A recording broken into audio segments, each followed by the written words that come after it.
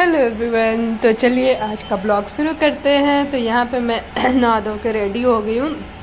मैंने आज साड़ी पहनी है क्योंकि मैं आज गई थी मंदिर, और बिंदी मेरी आरू ने चिपकाई एकदम ऊपर ले जाके, लेकिन अच्छी लग रही थी। तो फिर मैंने लंच में बनाया था चावल, निमोना और रोटी। निमोना आप लोगों को पता है, हरे मटर की जो बनती है, मतलब जो यूपी बिहार के होंगे उनको तो पक्का पता होगा कि निमोना होता क्या है। तो आप लोग बताना कमेंट करके कि आप लोगों को पता है निमोना। और यहाँ पे मैडम जी के लिए आई थी कार, जो कि उनकी चल रही थी मस्ती उसके साथ। और फिर ये खिड़की पे बैठ तो नहीं पाती, लेकिन खड़े होके देखती रहती है मंदिर में कि शायद भोभो दिख जाए। इसका बस भोभो का चक्कर रहता है।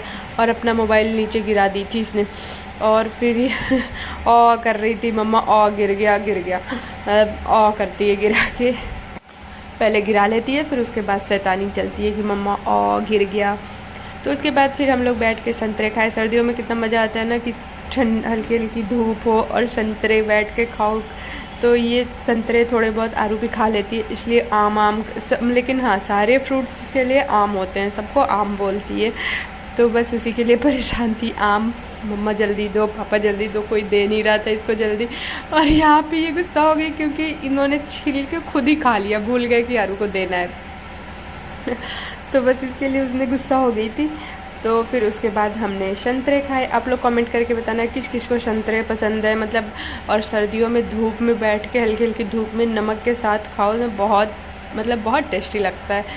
तो हमने संतरे एंजॉय करे। उसके बाद फिर इनको लंच टाइम में थोड़ा सा ब्रेक मिला था, तो बस उसी में आरू के साथ थोड़ा बहुत मस्ती कर लेते हैं। और फिर इसने खुद ही ले लिया कि अब मुझे दे दो, मैं अपने हाथों से खा लूँगी। फिर आया था हमारा पार्सल, तो इसकी अनबॉक्सिंग करते हैं। तो यहाँ पे आरू को परेशान थी खोलने के लिए, और इनका हो गया था ऑफिस का टाइम, तो ये जा रहे थे। फिर आरू ने खुद ही बुला लिया कि पापा खोल दो।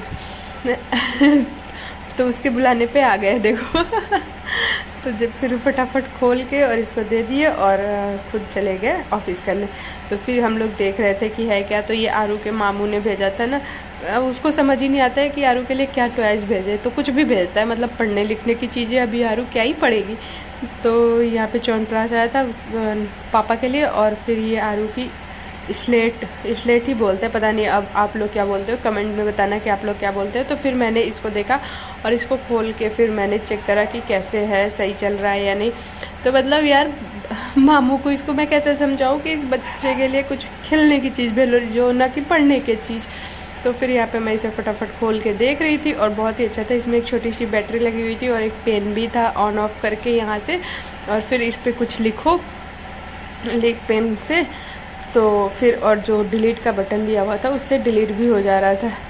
तो मैं आप लोगों को दिखाती हूँ, जैसे कुछ भी लिखा ना आरू या कुछ भी, तो फिर इससे डिलीट कर देखो, फटाफट डिलीट हो जा रहा था। तो अब इससे ना हम और यही खेलने में लगे। आरू तो इससे पढ़ेगी नहीं, कुछ भी नहीं।